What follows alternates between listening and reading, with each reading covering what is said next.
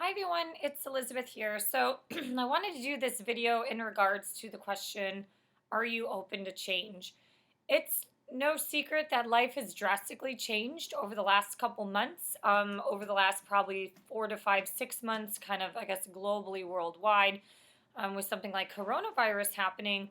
But I just wanted to share some thoughts in regards to kind of natural and artificial change. So there's that saying in life that there is one constant that's consistent in life, and that is change. So, in reality, change is a part of our human experience and our human design.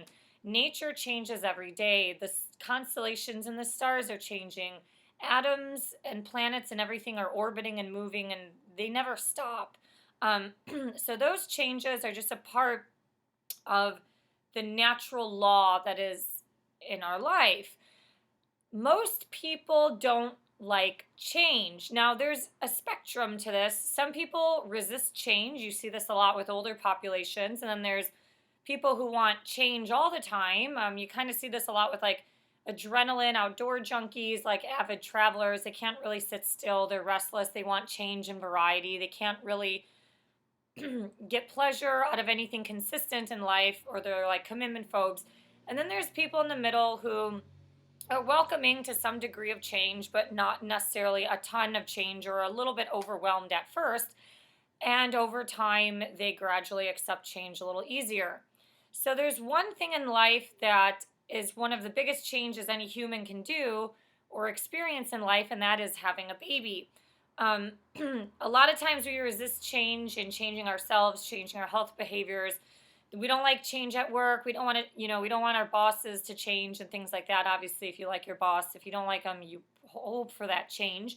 Um, but having a baby is one change that people naturally embrace because it's a part of life.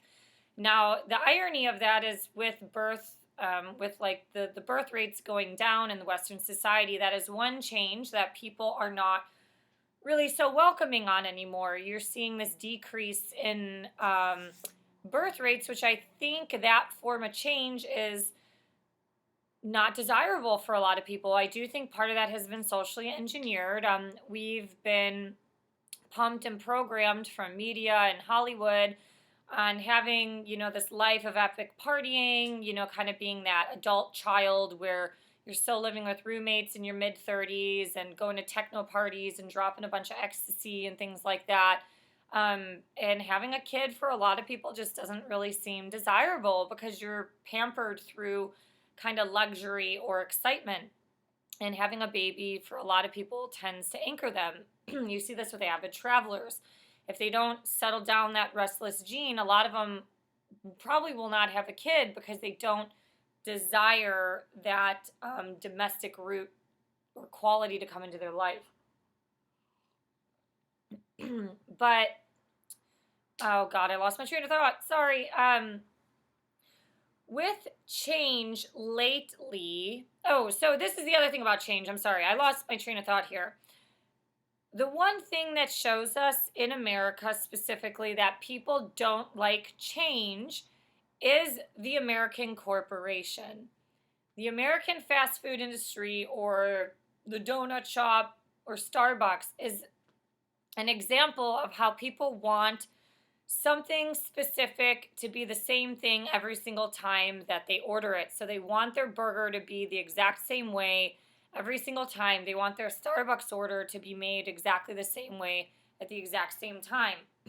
So as much as people preach about change, like you saw this back in the day with the Obama era, hanging, holding up signs about change, the reality is a lot of people don't actually embrace it.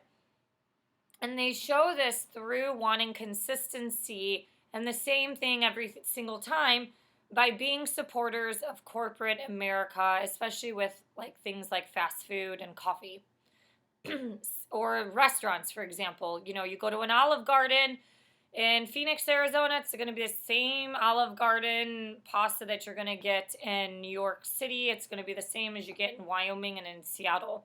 So it's that consistency that people like.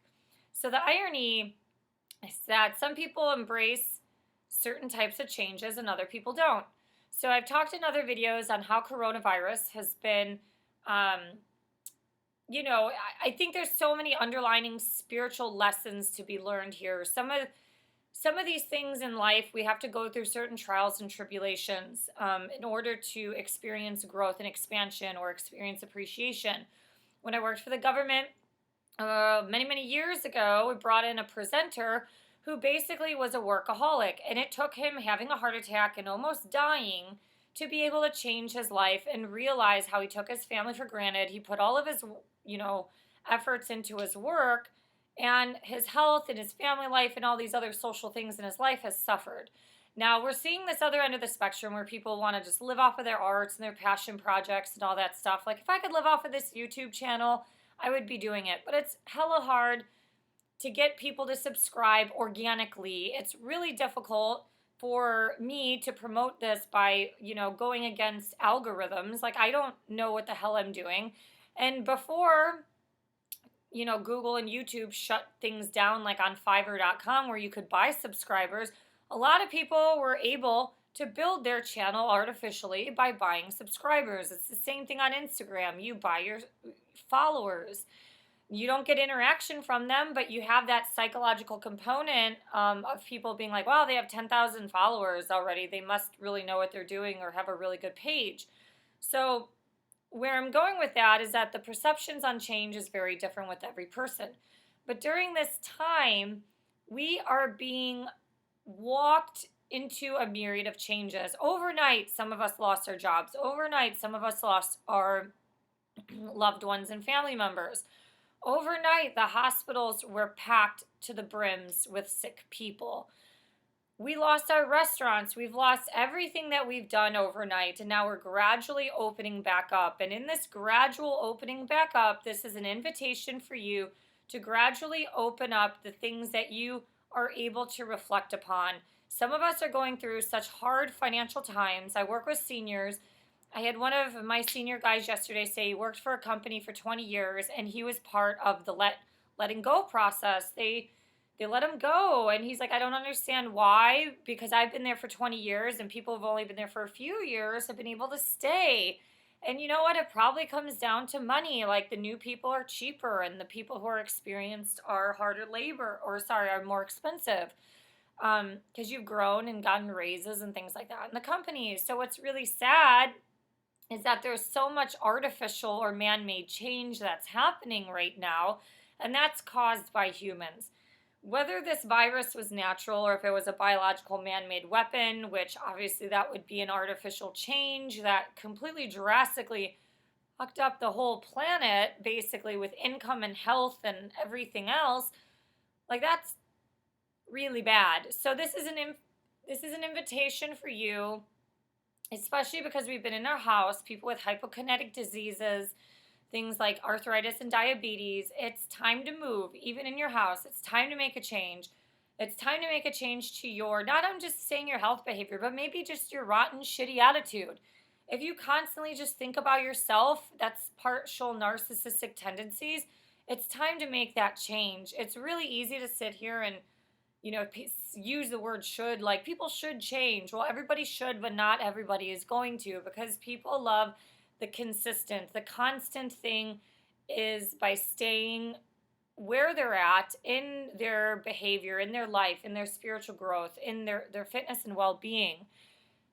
This has been a time of reflection. Even if it's been some of the worst moments of your life, maybe there's a silver lining to it.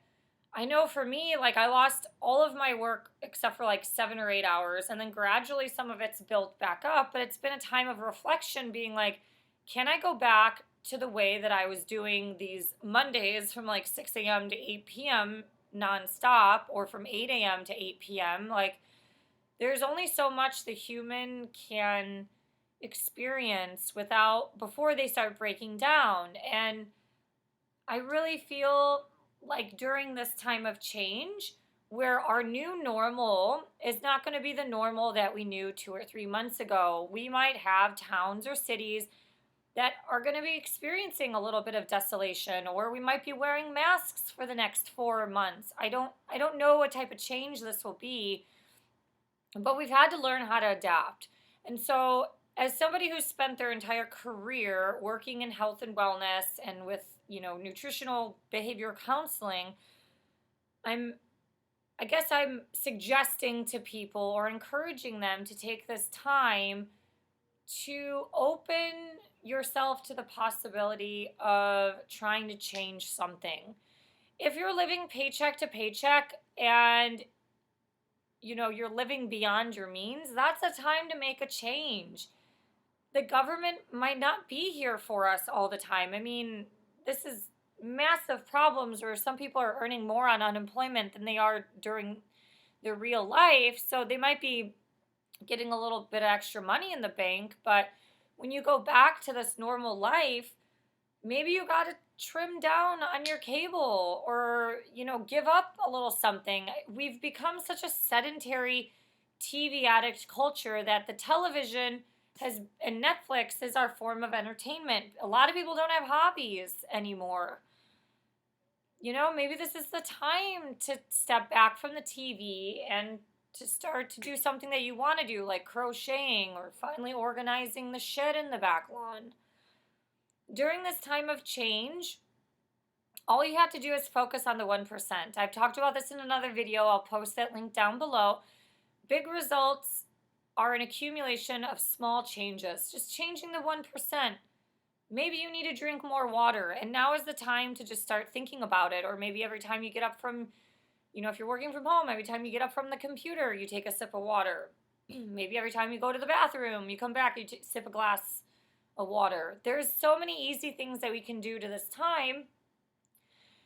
And just understanding that resistance can be welcoming, but resistance can also be difficult. So resisting to change is very challenging for a lot of people, but it's also a little bit harmful because it's that road barrier, that block to, it's like keeping you at a crossroads. Instead of moving forward, you're resisting and trying to hold back, or you're trying to go to the left, like the old me or the old ways or the natural ways of doing stuff how I've always done it without going to the new. So break through that barrier, breaking through that roadblock, and just giving some thought, like how open are you to change? All right, these are some thoughts that I have. I hope you can join me this upcoming week. Starting on Wednesday, I'm just going to be doing like a week of wellness, just sharing some wellness advice and recipes and things like that for people to kind of incorporate into their diet or into their lifestyle through this season of change, which is spring is about rebirth, transitioning into summer, but also this moment of change where life and the economy is starting to open back up again. All right, if you have any thoughts on this, please share them below. If not, thank you for listening, liking, sharing, and subscribing, and see you next time. Bye.